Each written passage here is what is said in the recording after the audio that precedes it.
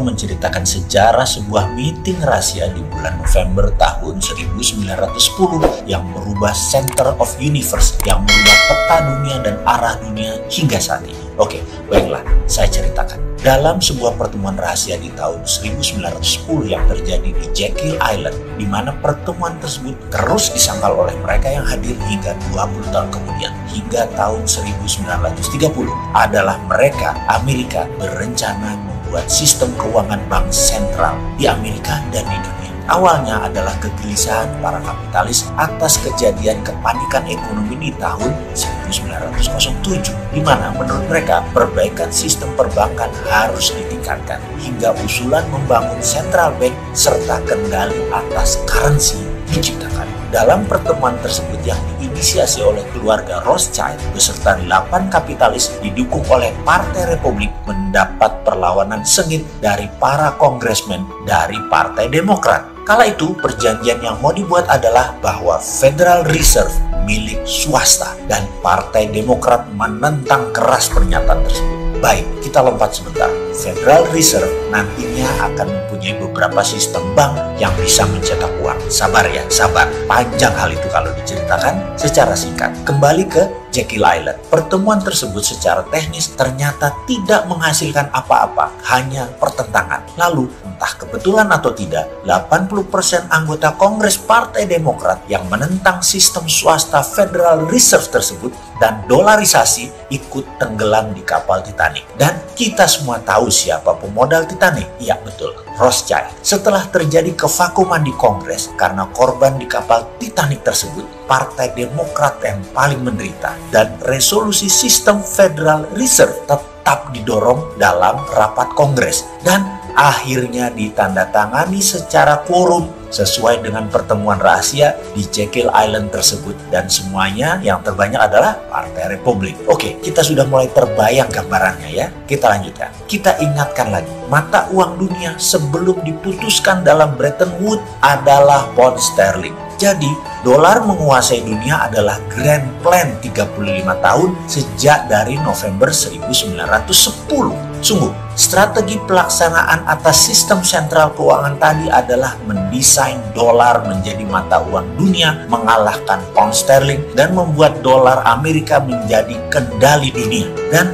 Perang Dunia Pertama serta Kedua secara dalam tanda petik tidak sengaja dimanfaatkan dengan cerdik oleh Amerika untuk memukul kekuatan Eropa untuk pindah ke Amerika, termasuk menggeser pound sterling menjadi dolar, mata uang dunia. Dan semua ini sesuai dengan isi dalam pertemuan rahasia di tahun 1900 tersebut. Sebuah grand plan that changed Amerika serta dunia. Selama masa pandemi, kita sering mengatakan COVID adalah biological warfare yang diluncurkan oleh globalis cabal untuk tatanan dunia baru atau the new world order. Cabal artinya adalah secret society atau kelompok rahasia. Dalam hal ini, globalis cabal selalu ingin mengendalikan power di dalam mengontrol dunia. Cabalis ini gerakannya shadow, mendunia, dipimpin hanya beberapa keluarga saja. Bergenerasi mereka mencengkram dunia, tepatnya sejak abad 14, langkah awal mereka, dan hingga saat ini mereka terus bermain. Sistem keuangan mulai dari banking 1.0 atau versi pertama, hingga saat ini banking 5.0, digital banking.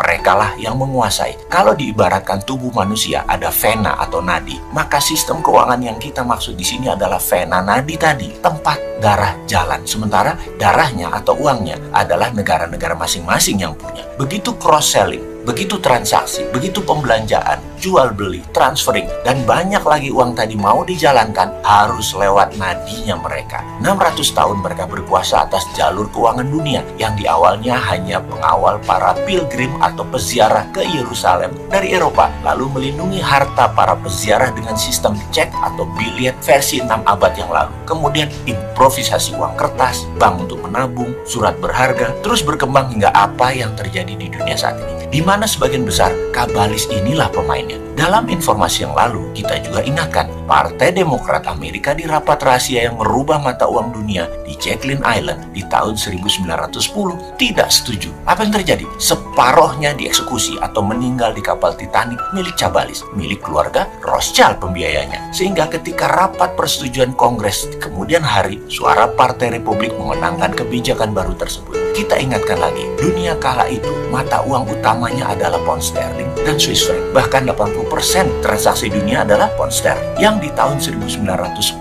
tersebut akan diubah mata uang dunia menjadi dolar. Di mana di tahun 1945 hal ini akhirnya terjadi dengan dua perang besar dunia terjadi. Perang dunia pertama dan perang dunia kedua. Lalu dolar berkuasa hingga saat ini. Lebih dari 70% transaksi dunia internasional menggunakan dolar. Yuan yang kita idolakan hanya 1,6% transaksi dunia. Lalu mengapa COVID diluncurkan 2019 kemarin? Maka kita bocorkan sekilas agar menjadi pemahaman. Saya tidak akan keberatan atau terhina jika hater atau buzzer mengatakan ini semua informasi halunya Bosman. Monggo, hak Anda untuk tidak percaya. Tetapi tetap saja saya ingin berbagi. Selain memberikan informasi, juga solusi apa yang negara atau pejabat muda nanti lakukan sebagai referensi. Kita beri list apa yang mereka lakukan dalam 20 langkah. 10 sudah kejadian dan 10 lagi belum dan pasti akan terjadi. Apa itu? 1. Kendali atas media utama dan pejabat di semua negara, yaitu saat ini lebih dari 190-an negara di dunia dan sekarang mereka sudah kendalikan. 2. Meluncurkan virus yang sedikit lebih mematikan dari influenza. 3. Membombardir dunia 24 jam sehari, 7 hari seminggu secara masif. Betapa mengerikan virus tersebut. 4. Seluruh dunia pastikan menggunakan masker, makan vitamin, meningkatkan imunitas tubuh, di mana merekalah penyedia utama awal atas kebutuhan ini.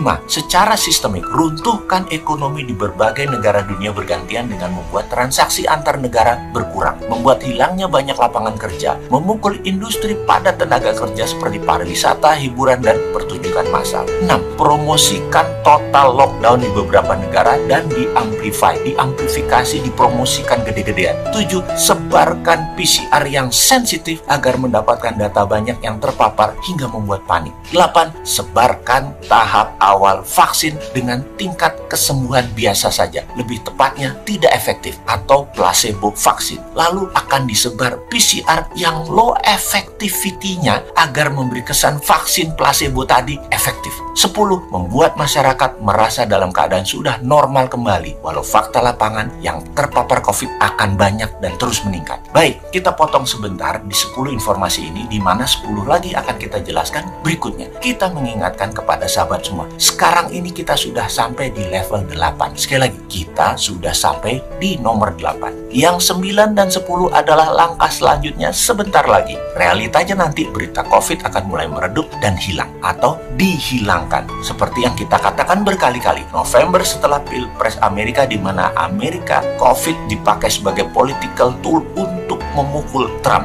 Kemudian hari, baik Trump menang atau Biden menang, berita COVID di dunia akan turun terus dan dalam 1 tahun ke depan akan semakin kecil, bahkan hilang. Jadi COVID masih akan beredar, bahkan masih akan banyak yang terpapar. Dibangun narasi masyarakat merasa sudah divaksin, pede, dan mereka berani keluar rumah lagi untuk melakukan hal yang dulu mereka rindukan. Ketidakhati-hatian muncul, sehingga akan banyak yang terpapar lagi. Pastinya ini semua akan membuat kacau masyarakat dan membingungkan bernegara. Lalu dunia panik lagi, ekonomi dunia berantakan lagi, ekonomi bernegara berantakan lagi. Korban COVID terus saja berkelimpangan. Sekali lagi, berita utama dunia, informasi COVID ke depan hanya berita dari mulut ke mulut para korban yang 10%-an yang memang cukup efektif untuk membekukan ekonomi sebuah negara. Bergiliran masyarakat sekitar 14 hari sampai 21 hari diisolasi mandiri atau di opname. Nggak selesai-selesai sampai 2 tahun ke depan, hingga akhir tahun 2022 mungkin. Ini perlu distrategikan, ini yang perlu diambil langkah strateginya. Ini semua 20 langkah adalah langkah globalis cabal sehingga tahun 2030. Sekali lagi, ini adalah langkah hingga tahun 2030. Bukan hanya stop di 2019, 2020, 2021, 2022. Tidak, sampai 2030. Baiklah sahabat, yang 10 langkah lagi kita buka di lain kesempatan ya. Toh kalian dan pejabat negara nggak peduli juga dengan informasi beginian. Orang penting apa-apa yang dari Bosman itu. Dia tuh cuma jualan doang.